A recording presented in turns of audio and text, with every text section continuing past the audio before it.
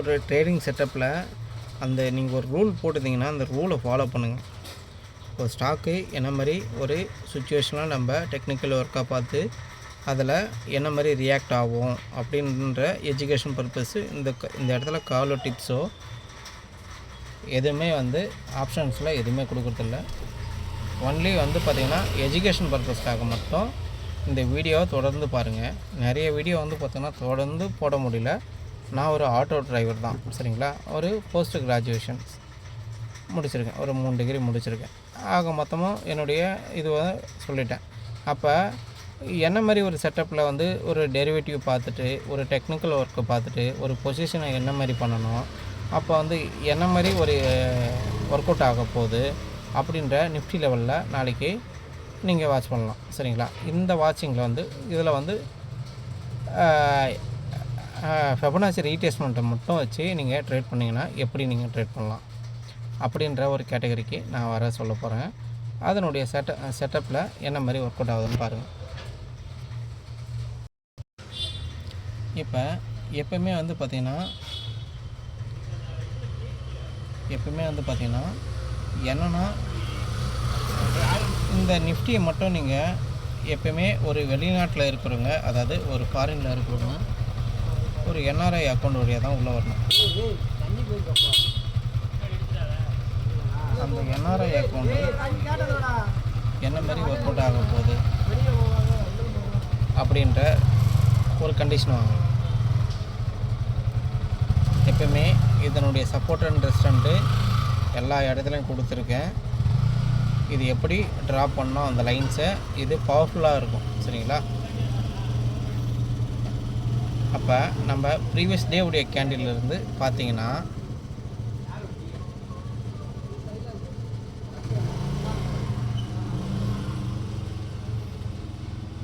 Maximum 15 மினிட்ஸில் பாருங்கள்.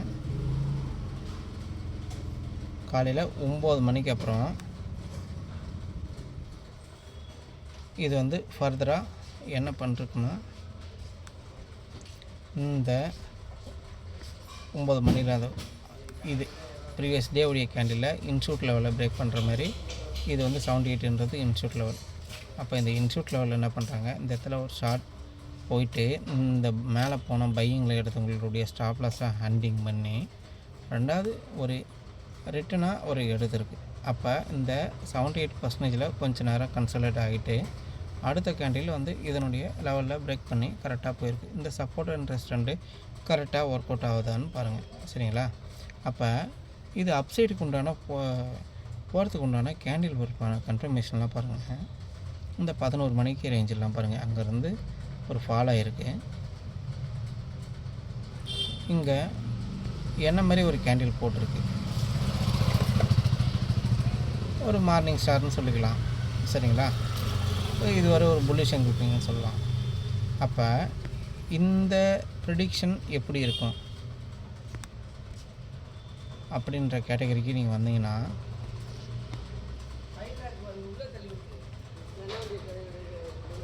இப்போ இந்த 30 மினிட்ஸில் பார்த்தீங்கன்னா புல்லிஷ் என்கிரிப்பிங் போட்டிருக்கு. அப்போ இந்த 15 மினிட்ஸில் நான் இந்த ப்ரைஸு மேலே போகுமா கீழே வருமா அப்படின்ற ஒரு சுச்சுவேஷன் நீங்கள் வரும்போது இதை இந்த 30 மினிட்ஸோடு கனெக்ட் பண்ணணும். அப்போ 2 கேண்டிலோட லெவலில் கனெக்ட் பண்ணிட்டு நீங்கள் ஒரு 5 மினிட்ஸாக எடுத்து நீங்கள் பார்த்தீங்கன்னா தெரியும். அப்போ நம்மளுடைய பர்சன்டேஜ் வாய்ஸில் இந்த 6 மந்த் எஃப்ஐ ஒரு மானிட்டர் பண்ணுறோம். அப்போ இந்த 6 மந்த் எஃப்ஐ லெவல்லேருந்து இது செகண்ட் டைம் ரீடெஸ்ட் பண்ணிட்டு அதுக்கப்புறம் கேண்டில் மேல் நோக்கியே தொடர்ந்து நகர்ந்து இருக்குது. அப்போ இது எப்படி நகர்ந்துருக்குன்னு பாருங்கள். அப்போ இந்த இன்சூட் லெவலில் நம்ம அந்த 30 மினிட்ஸ் கேண்டில் இன்சூட் லெவலில் பார்க்கும்போது அப்போ ப்ரீவியஸ் டே உடைய 61% இந்த இன்சூட் லெவலும் அப்படியே ஒரு சப்போர்ட்டாக எடுத்துக்கிட்டு அடுத்தது பார்த்திங்கன்னா அடுத்தடுத்த லெவலுக்கு போயிட்டு இப்போ இருக்குது. அப்போ உதாரணத்துக்கு இதை செக் பண்ணிட்டீங்க. இப்போ நாளினுடைய நிஃப்டி லெவலில் எப்பவுமே ஃப்யூச்சரை வச்சுட்டு ஸ்பாட்டில் அதனுடைய ப்ரைஸ் வாட்ச் பண்ணுங்கள். இப்போ இங்கே வந்துக்கலாம் இந்த சினாரியோ. ஒரு 2:30 மணி வாக்கில் இங்கே என்ன நடந்திருக்குன்னு பாருங்கள். புல்லிஷ் எங்கல்ஃபிங் அதனுடைய ரீடெஸ்ட்மெண்ட்டு. அப்போ வீக்லி லோவும் மந்த்லி லோவும் இது வந்து கடக்க முடியல. அப்போ ப்ரீவியஸ் டே உடைய கேண்டில் நீங்கள் இதுலேயும் எடுத்து செக் பண்ணிங்க. ஏன்னா இன்ஷூட் வந்து நீங்கள் வர்றது உண்டான இடம் வந்து பார்த்திங்கன்னா கிஃப்ட் நிஃப்டி மட்டும்தான். அதை கொஞ்சம் ஃபோக்கஸ் பண்ணிங்கன்னா சில பேர் சொல்லிருக்க மாட்டாங்க, இது வந்து இது கூட ஒத்து போகும். அப்போ இங்கே நல்லா பார்த்துங்க, இந்த 50% அதாவது இந்த 61லேருந்து இந்த 50% என்ன மாதிரி ஒரு ரியாக்ட் ஆகிருக்கு சரிங்களா. அதே ஒன்றும் பேங்க் நிஃப்டியில் ட்ரா பண்ணல, வரக்கூடிய டேஸில் வந்து நான் ட்ரா பண்ணுறேன்.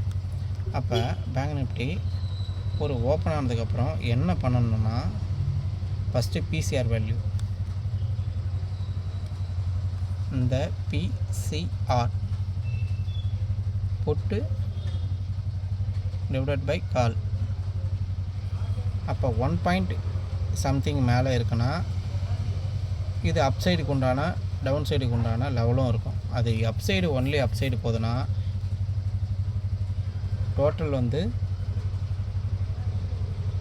டோட்டல் வைட்டேஜினுடைய இதில் வந்து பார்த்திங்கன்னா ரிலையன்ஸு, ஹெச்டிஎஃப்சி, டிசிஎஸ்ஸு அதுக்கு மேற்கொண்டு வந்து பார்த்திங்கன்னா நீங்கள் மேக்ஸிமம் 50ல் ஒரு 30 கம்பெனி மேலே இருந்ததுன்னா இந்த பிசிஆர் வேல்யூ ஒன்லி அப்பு தான் போகும், டவுன் வராது. ஆனால் இதே கேட்டகரியில் இப்போ பிசிஆர் 1.2 இருக்குது. பிசிஆர்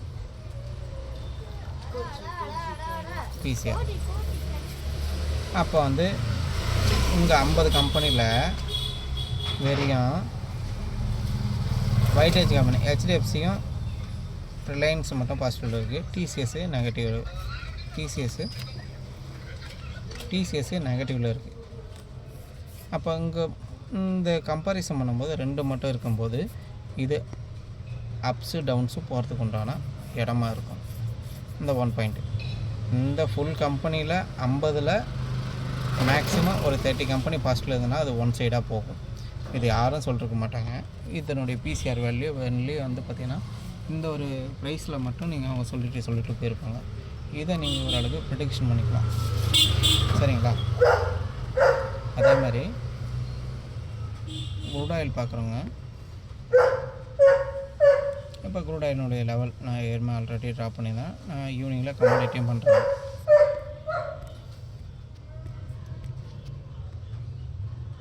அப்போ ஒரு கேப் டவுன்லேருந்து தொடர்ந்து ஃபால் கொடுத்துருக்கு. அந்த ஃபால்லேருந்து நம்ம எக்ஸ்பெக்டேஷன் பண்ணிருக்கலாமா அப்படின்ற சுச்சுவேஷன் வரும்போது காலையில் ஒரு 9 மணி வாக்கில் நம்மளுக்கு ஒரு பெரிய அளவில் ஒரு மூமெண்டம் எதுவும் கொடுக்கல.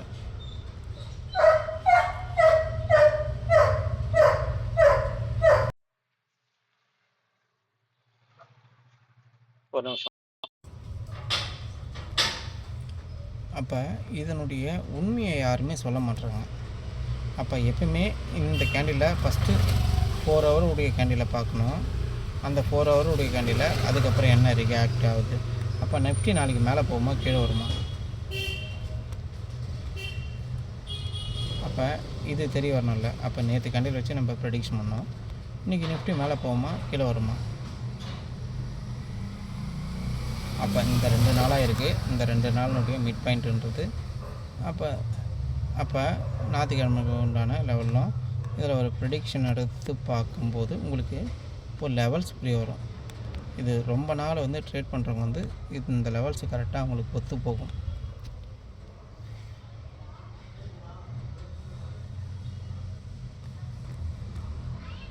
அப்போ ரீசெண்டான என்னுடைய கேண்டிலில் ப்ரெடிக்ஷன் பண்ணும்போது இந்த 25,300 தாண்டும் போது தான் இது ஒரு அப்சைடுக்கு உண்டான இந்த ஜோனுக்குள்ளே மாட்டுச்சுன்னா ஒரு கன்சல்டேட் மோட்லேயே தான் இருக்கும். இதை வந்து பிரேக் பண்ணும்போது தான் இதை நோக்கி போக தொடங்கும். அப்போ ரீசெண்டான வந்த ஹைக்கு அப்புறம் என்ன ப்ரைஸ் இருந்திருக்கோ அந்த ப்ரைஸ்க்கு அப்புறம் மேலே ஒர்க் அவுட் ஆகும். அப்போ டவுன் சைடுக்கு உண்டான லெவலும் நம்ம பார்க்கணும். அப்போ டவுன் சைடுக்கு உண்டான லெவலும் இந்த ப்ரைஸ்லேருந்து இப்போ ப்ரீவியஸ் டேவுடைய ஹையிலேருந்து இது பண்ணோம்னா இது வந்து ஒரு ஃபஸ்ட்டு சப்போர்ட் ஆகும். அடுத்தது அகெயின் இது பிரேக் பண்ணிச்சுன்னா ரெண்டாவது இதனுடைய சப்போர்ட் ஆகும். இதில் கேண்டில் வந்து பவுன்ஸ் பேக் ஆகிடும். அப்போ என்எஸ்சிஎஸ்சியில் டெரிவேட்டிவில் என்ன போட்டிருக்காங்கன்னு ஃபஸ்ட்டு செக் பண்ணுங்கள். இதில் எப்போயுமே மேலே டைப் பண்ணிங்கன்னா சர்ச் ஆப்ஷனில் நிஃப்டின்னு பார்க்கும்போது என் டெரிவேட்டிவ்னு காட்டும். அந்த டெரிவேட்டிவில் 25,800 ஷேடல் போட்டிருக்கேன். அப்போ இந்த ப்ரைஸு இந்த க்ளோசிங் ப்ரைஸு 131 ரூபா, ஒரு 155 ரூபானா ரவுண்டாக எடுத்துக்கலாம். 155 ரூபா இருக்குது ப்ளஸ் 155 ரூபா. அப்போ உதாரணத்துக்கு ரெஸ்டண்ட்டு 25,154 ரூபா. அப்படி அதில் மைனஸ் பண்ணிங்கன்னா 25,946 ரூபா. இது வந்து சப்போர்ட்டு. அப்போ இந்த ப்ரைஸு ரெண்டுத்தையும் கூட்டி அப்போ 155 ரூபா டிவைடட் பை 2 கொடுத்தீங்கன்னா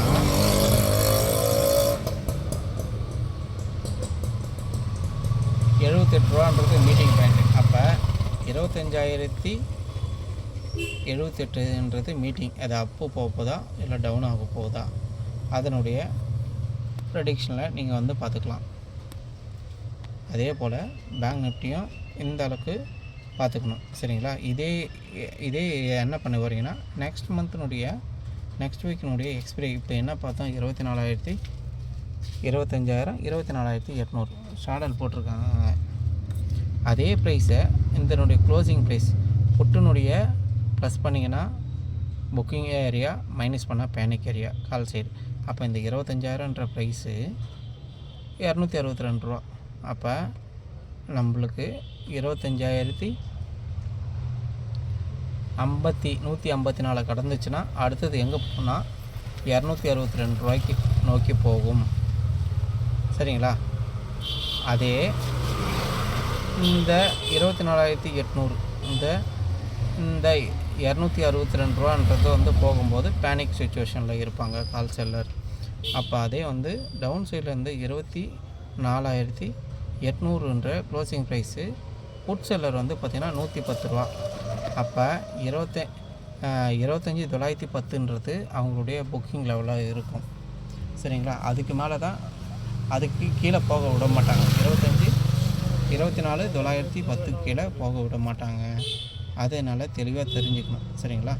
இதனுடைய சுச்சுவேஷனில் எப்பவுமே கரண்ட் ப்ரைஸ் மைனஸ் நீங்கள் இது எஜுகேஷன் பர்பஸ்க்காக நீங்கள் செலக்ட் பண்ணுற ஸ்ட்ரைக் ப்ரைஸ்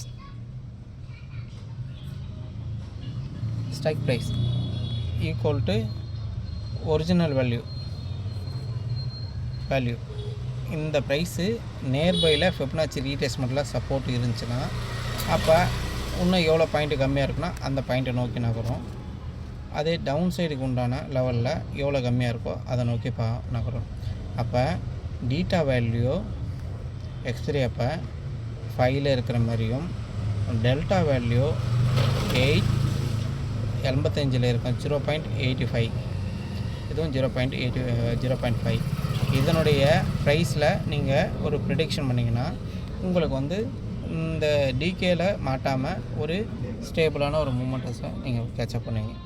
டெலகிராம் சேனலை ஃபாலோ பண்ணிங்க, யூடியூப்பை சப்ஸ்கிரைப் பண்ணிங்க, நிறைய கமெண்ட்ஸை தெரிவிங்க. நன்றி, வணக்கம்.